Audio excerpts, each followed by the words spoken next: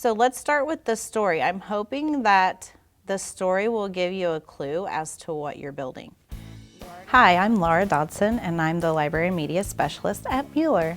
This story is called The Biggest, Best Snowman Ever. So remote teaching has been a learning curve for all of us. It's been a lot of changes, but I think we're adjusting well. The kids are adjusting phenomenally. I think maybe even better than the adults. They really get into the groove. Technology is really something they're used to. So as far as that transition has been, it's been pretty smooth for them. So right here is our challenge. You are going to build a snowman using only the materials listed below.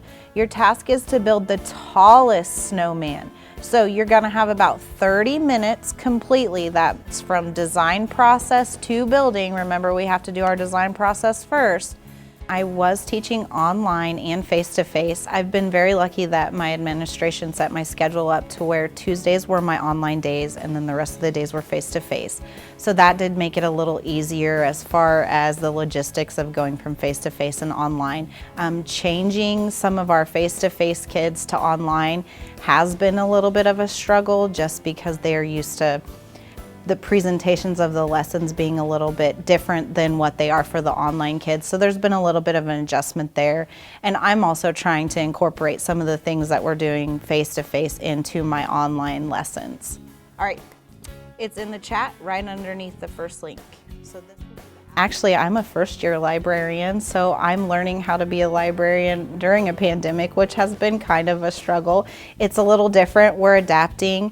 The kids aren't allowed to check out books right now, but I try to make sure that I have a lot of online libraries available to them. So I'll do different Bitmoji libraries that may have a lot of Dogman books or Pete the Cat books, and I put those in our teams so that they have access to those at all times. I try to do a lot of the books while we're in class. I try to read to them as much as possible. It does make it a challenge when I don't have access to my library when I'm teaching at home, but I can usually find the books on YouTube. So one way or the other, we're trying to get those books to the students as much as we can. We are gonna try a new whiteboard app that we haven't tried before. So we'll see if it works. You're gonna have to go to whiteboardfi.com. So if you could do that for me, go to whiteboardfi.com. The free whiteboard app is awesome. I like that because I can see what the kids are doing all at the same time. So that whiteboardfi.com I will definitely use when we're back in the classroom. My main go-to is definitely Nearpod. They have a lot of lessons that are already developed, and it's also pretty easy to develop your own lessons. I can stick a book in there, and then we can talk about plot or character, and I can add activities in there where they can actually be engaged in the lesson. And then like today, I love to do any kind of reading with a STEM activity. All right, so where are we with snowmen? We have about 8 minutes. Oh, look at Autumn's, nice.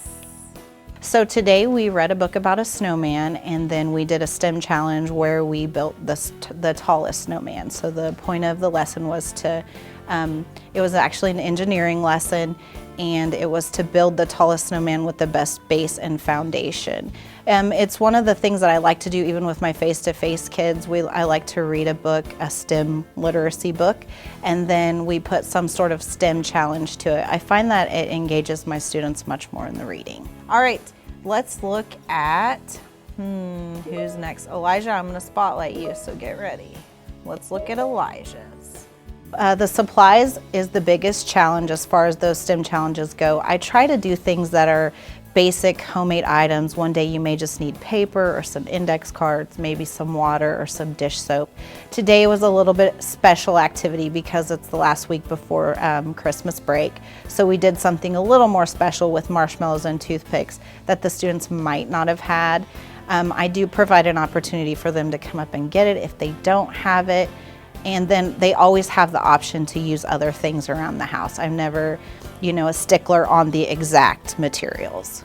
I'm gonna say that Malia is the winner because in between each marshmallow there's a toothpick, which raises her height even more. Can you show us like the best picture you can? Can you adjust your camera so we can see it like?